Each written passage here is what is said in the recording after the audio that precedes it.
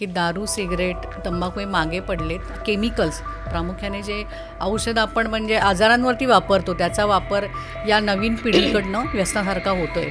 काही अशी उदाहरणं सांगाल तुमच्याकडे अशा काही केसेस आलेल्या आहेत? ज्या औषधांना आपल्या महाराष्ट्र सरकारच्या फूड अँड ड्रग्स विभागाने बॅन केलेलं आहेत अशी औषधं उपलब्ध होतात. म्हणजे खोकल्याची औषधं आहेत किंवा स्लीपिंग पिल्स आहेत किंवा तापाची थोडी औषधं आहेत किंवा डोकंदुखीची औषधं आहेत. ही सगळी औषधे जी आहेत ही औषधं ड्रग्स म्हणून त्याचा वापर करा. त्याचं जास्त प्रमाणात तुम्ही घेतलं तर कुठे ना कुठेतरी तुम्ही त्या औषधांचा परिणाम हा ड्रग्स म्हणूनच वापरला जातो. म्हणजे तुम्ही धुंदीत राहणं याच्यासाठी त्याचा वापर केला जातो.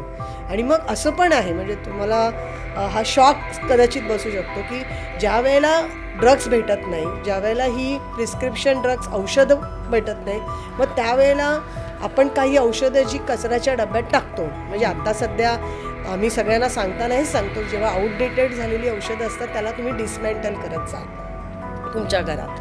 नाहीतर तुम्ही त्यांना हॉस्पिटल्समध्ये देत जा जेणेकरून ते डिस्मॅन्टल, कारण हॉस्पिटलचा आता कचरा बाहेर येत नाही. पूर्वी तरी पण कसं आहे ना, हे ड्रग्स घेणारे लोक आहेत ना, ही औषधं पालीला जाळतात आणि तो एकत्र करून मग तो सुंगणं वगैरे असे खूप प्रकार आहेत. पावाला आयडेक्स लावून खाणारे प्रकार आहेत.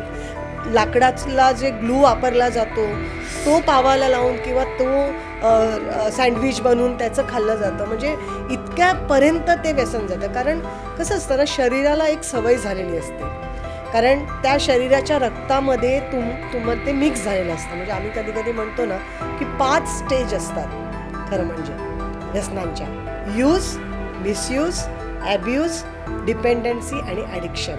म्हणजे जेव्हा जो व्यक्ती ॲडिक्शनपर्यंत जातो ना, मग तो काहीही खातो आणि काहीही करतो. संपूर्ण व्हिडिओ पाहण्यासाठी ओनली मानिनी चॅनलला जरूर भेट द्या.